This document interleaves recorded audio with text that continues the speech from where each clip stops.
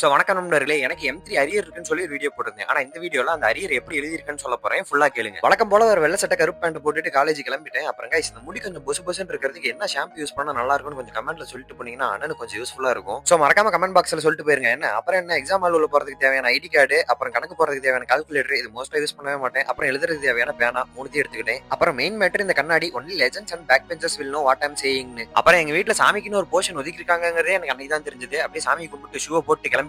அப்புறம் guys, அண்ணன் வச்சிருக்க வண்டியோட அடிப்புறத்திலேயே பாத்தீங்கன்னா பென் ஸ்டாண்ட் எல்லாம் வச்சிருப்பேன். எப்படி மாசான இனோவேஷனா எங்கடா இன்னைக்கு ஸ்டார்ட் ஆகாம பாயாசத்தை போட்டுருவானு நினைச்சேன். பரவாயில்ல, எப்படி சமத்து புள்ளியா ஸ்டார்ட் ஆயிட்டான். அண்ட் வீடியோ இதுவரை பாத்திருந்தீங்க அப்படின்னா பிரேக்ஃபாஸ்ட் அப்படின்ற ஒரு மேட்டர் இருந்திருக்காது. ஏன்னா சாப்பிட்டா தானே இருக்கிறதுக்கு. அதனால ஹைவேஸ்லயே ஒரு கடையில் நிறுத்தி அண்ணனை காஃபி போட சொன்னேன். அண்ணன் காஃபி போடுற டைம்ல பாத்தீங்கன்னா அங்க ஒரு பூனை குட்டி இருந்துச்சு. முதல்ல இந்த பூனைங்களுக்கு எல்லாம் இங்கிலீஷ்ல இருக்க பேரை மாத்தணும் கைஸ். அண்ட் அண்ணன் காஃபி போட்டு கொடுத்தாப்ல, அதை குடிச்சிட்டு அப்படியே காலேஜ் நோக்கி கிளம்பிட்டேன். அண்ட் எல்லாரும் பாத்துக்கோங்க, இதான் என்னோட காலேஜ். சரி, படிக்கிற மாதிரி ஒரு கிளிப் எடுக்கலாம்னு எடுத்துட்டு இருந்தேன். என் பக்கத்துல உட்காந்துட்டு இருக்கவங்க பூச்சி சுபாவம் ஆயிட்டான். அப்புறம் நல்லா தான் உட்காந்து படிச்சிட்டு இருந்தோம். பின்னாடி ஏதோ ஒரு சவுண்ட், யாருடான்னு திரும்பி பார்த்தா இந்த ஒண்ணுத்துக்குமே உதவாத, அதாவது எதுக்குமே உதவாத மாதிரி ஒரு 4 பேர் இருப்பானுங்கல்ல, அவங்க வந்துட்டு இருந்தானுங்க. சரி, இதுக்கப்புறம் வீடியோ எடுத்தா கரெக்டா இருக்காதுன்னு ஆஃப் பண்ணிட்டேன். அப்புறம் என்ன போயிட்டு என்னோட ஹால் டிக்கெட் வாங்கிட்டு எக்ஸாம் ஹாலுக்கு கிளம்பிட்டேன். நான் எமௌண்ட் எழுதிட்டு வந்ததுல இருந்து எல்லாரும் எப்படி எழுதுன்னு கேட்டுட்டு இருந்தீங்க. இப்போ ஒரு மில்லி செகண்ட்ல ஒரு டெம்ப்ளேட் ஒன்று வரும். முடிஞ்சா அதை ஸ்டாப் பண்ணி பாத்துக்கோங்க. அதான் என்னோட ஆன்சர் எமௌண்ட்க்கு. என்னப்பா எல்லாம் ஸ்டாப் பண்ணி பாத்துட்டீங்களா? அப்புறம் guys, முந்தானேத்து ஒரு வீடியோ போட்டிருந்தேன். அதுக்கு ஒரு huge response, not only from you, also from college secretary. Okay, இப்போ எக்ஸாம் கதைக்கு வரும். அப்புறம் என்ன, மதியம் ஒரு எக்ஸாம். இந்த எக்ஸாம் நாம தான் ஒண்டியா போயிட்டு எழுதுறேன். என் கூட இருந்தவங்க யாருமே இல்ல. அப்புறம் இதுக்கும் ஒரு டெம்ப்ளேட் வரும். முடிஞ்சா ஸ்டாப் பண்ணி பாத்துக்கோங்க, கமெண்ட்லயும் போட்டு போங்க.